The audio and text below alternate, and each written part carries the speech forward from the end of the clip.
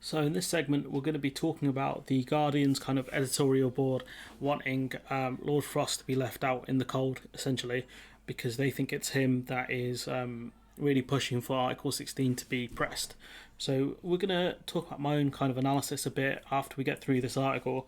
I don't know if it's Frost pushing the kind of trying to say, oh yeah, let's do Article 16, especially since he was a Remainer originally. But we have seen a ton of turncoats, people who basically sold their ideology out for power. So, we'll see. So we'll look at the article now. So one early complaint made by British Eurosceptics about EU membership was the undue influence of unelected bureaucrats. They kept saying that. They talked about how von der Leyen was, I think, the only person that was allowed to be voted on during the EU Commission elections or something like that. So there is some irony, or perhaps just hypocrisy, about the power wielded by the Iceman himself, Lord Frost, over a vital area of national interest. Let's not forget here, he is the Brexit minister. He has a lot of power within the cabinet, and no one elected him. So Lord Frost sits in the cabinet as Johnson's Brexit minister by virtue of a peerage, so he's never faced an election. He has been a bureaucrat at the Foreign Office and an industry lobbyist for Scotch whisky, so very much part of the establishment as people would define him.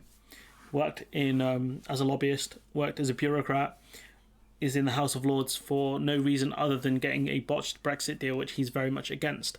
In the latter roles, he was unimpressed by the economic case for Brexit, and I would not be surprised if a lot of the Scotch whisky companies that he had worked for are going to be really ticked off at the amount of losses they've made because of him. Even the best case outcome can't be as good as what we have now, he wrote in 2016. Boy, his 2016 self would be really annoyed by how he's come out now. Frost's current position is different, but unintentionally vindicates his old view. He's upset by the barriers to trade raised by Brexit, especially as they affect Northern Ireland. Last week, he repeated a warning that the government was prepared to trigger Article 16, an emergency break clause in the Brexit deal. That's not how I would define it. I'd say it's an article that leads to more talks. And if, after that, the UK can try and suspend things and will be open to retaliations. But I suppose if you want to write that down, that's a lot more words. The EU responds that significant concessions have been offered with no reciprocal engagement. Well, that's true. The EU has offered significant concessions in terms of medicines, agri-foods, etc. And the UK are like, no, we want to get rid of the ECJ, bro. And the EU's like, what? That was never mentioned before, and we're not going to do that. And the UK's like, ha! You don't care about Northern Ireland, only we care about Northern Ireland.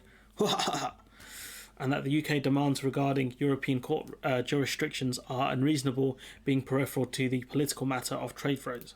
The ECJ haven't actually had to get involved yet in the dispute, which tells you that this thing's a red herring.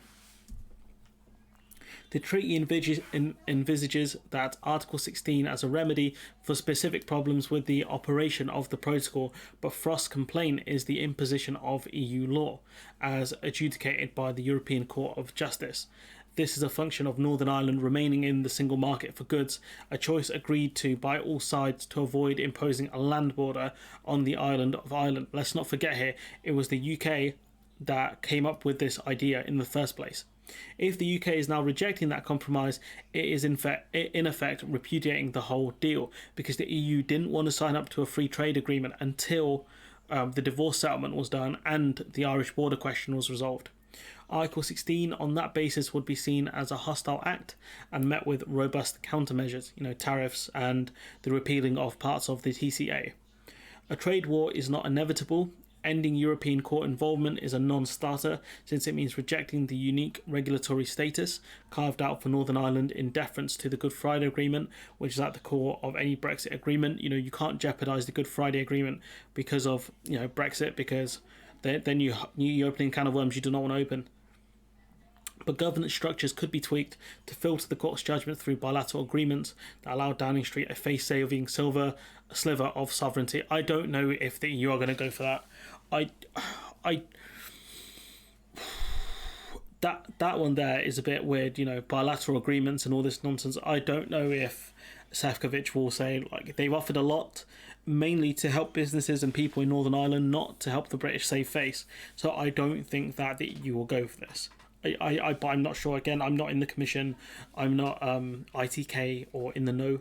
So that one's up to opinion. You guys let me know what you think about this bit in the comments. It's a bit of a confusing bit, but trying to tweak it so it filter through other courts and agreements, etc. It seems like a bit of nonsense, to be honest. If that ideological itch is scratched, technical solutions on customs follow. The issue is, what are they going to pull out next? You give this weird agreement on the courts. Frost is looking for a fight here, and he doesn't care. Von der Leyen could look at him weird, and Frost will be like, I'm going to trigger Article 16 now. That's what's going to happen.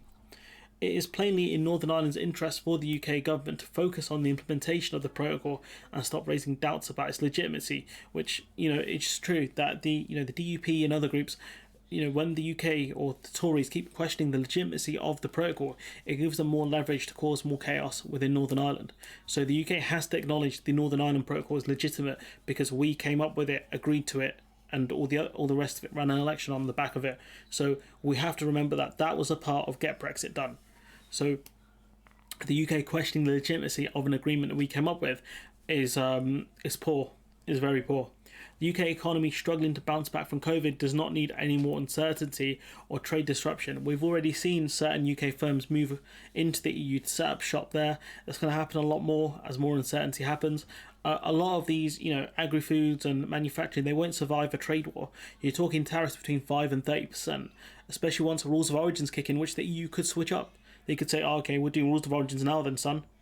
And that's it. That's exporting at a crawl.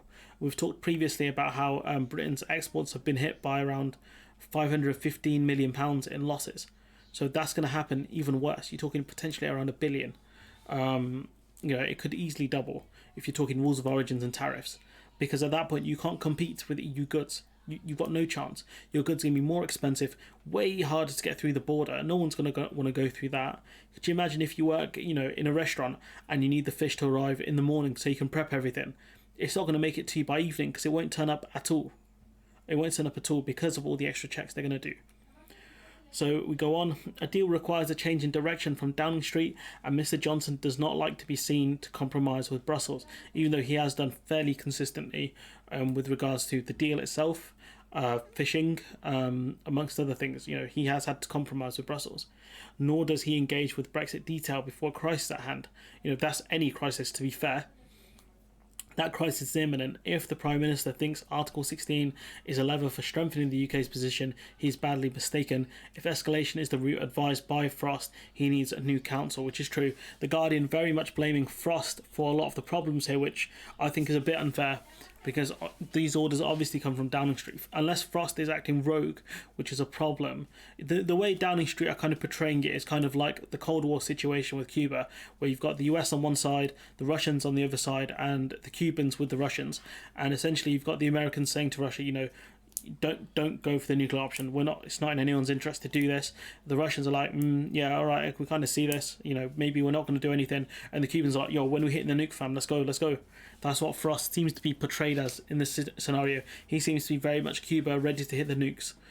Which I don't know if that's the case. It's very hard to tell because, again, I have no connections with these people. It's very hard to know them on a personal level, what their kind of ambitions are, and how much Frost is pushing to use Article 16 or his interpretation of Article 16 versus what is Boris Johnson's view on this. What specifically does Johnson want out of this? Because he does talk about how the UK would be, quote, legitimate to use Article 16, how the provisions are there and it's all set up, but it's Frost is the one who's pushing it the most, which makes sense to the extent of he's the Brexit minister, but at the same time he's been the most vocal about this rather than Boris Johnson.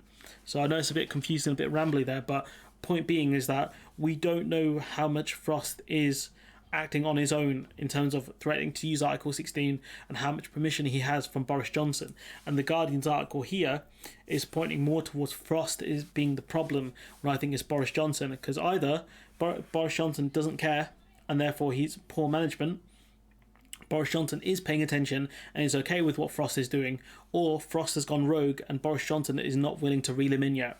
Those are the only kind of possible scenarios I can think of, and it definitely doesn't feel like Frost has gone rogue, because you think Johnson would have stepped in by now. But other ministers have said essentially that we're not going to use Article 16 before Christmas. So what that tells you is Britain has been put back in his box by the EU and the Americans, which that's an article we'll talk about at some point, depending on how scheduling works. Anyways, I'm going to leave it there. Let me know what you think in the comments below. Like, comment, share, subscribe, and hopefully I'll see you in the next one.